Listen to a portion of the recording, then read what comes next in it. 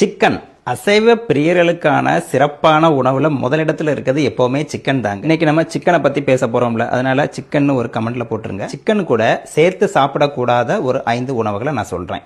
முதல்ல பார்க்க போறது என்னன்னா ஃபிஷ்னு சொல்லக்கூடிய மீன்கள். சிக்கன்ல இருக்கக்கூடிய புரோட்டீன் பார்த்தீங்கன்னா ஒரு வகையானது, மீன்ல இருக்கக்கூடிய புரோட்டீன் வந்து இன்னொரு வகையானது. அப்ப ரெண்டும் சேர்த்து சாப்பிடும்போது 2 வகையான புரதமும் ஒண்ணுக்கு ஒன்று கெமிக்கல் ரியாக்ட் பண்ணி உடம்புக்கு பிரச்சனை ஏற்படுத்தக்கூடிய வாய்ப்பு இருக்கு. ரெண்டாவது பார்த்தீங்கன்னா ஹனி, தேன் பார்த்தீங்கன்னா சிக்கனோடு சேர்த்து சாப்பிடக்கூடாது. வயிற்றுல வந்து செரிமான கோளாறுகள் ஏற்படும், அதனால அவாய்ட் பண்ணுங்க. மூணாவது பார்த்தீங்கன்னா மில்க், பால் வந்து சிக்கன் சாப்பிட்டீங்கன்னா சாப்பிடாதீங்க, அலர்ஜி உண்டு பண்ணலாம். நாலாவதா பார்த்தீங்கன்னா பொட்டேட்டோ, உருளைக்கிழங்க சிக்கன் கூட சேர்த்து சாப்பிடக்கூடாது. ஏன்னு பார்த்தீங்கன்னா சிக்கன்ல இருக்கிறது புரோட்டீன், உருளைக்கிழங்குல பார்த்தீங்கன்னா அளவுக்கு அதிகமான கார்போஹைட்ரேட் இருக்கு. அப்போ ஒரே நேரத்தில் அதிகப்படியான புரோட்டீனும் அதிகப்படியான கார்போஹைட்ரேட்டும் உள்ள போகும்போது செரிமான பிரச்சனை வரும். அஞ்சாவதா பார்க்கக்கூடிய என்னன்னு பார்த்தீங்கன்னா பழச்சாறுகள், ஜூசஸ். அதாவது ஜூஸில் பல்வேறு விதமான ஃப்ரூட்ஸ் இருக்கு இல்லையா, ஃப்ரூட் ஜூஸ் நம்ம குடிக்கிறோம்.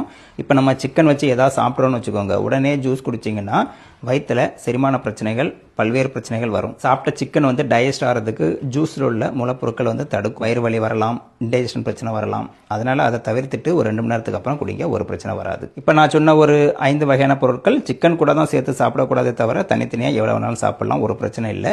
சிக்கனும் அதே மாதிரி ரொம்ப நல்ல உணவு தாங்க. அதை